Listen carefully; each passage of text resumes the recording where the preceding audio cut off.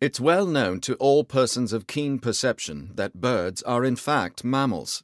The milk these animals so diligently produce is often squandered on the pavement.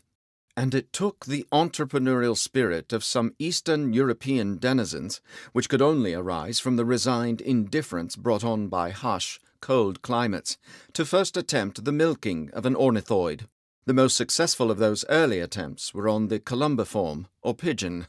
It is speculated that the first established bird milkery was located on the outskirts of the small village of Nova Skvarshava. Here is the earliest known photograph of a bird milk processing facility in Glova-Bravsk. Skipping ahead several centuries, we arrive at a crucial point in our story, where immigrants of Polish and Belarusian descent carried over their traditions into New York, specifically Brooklyn, and even more specifically, the intersection of 13th Avenue and Day Hill Road, where remains the factory to this very day, on the second floor of a paper mill processing facility.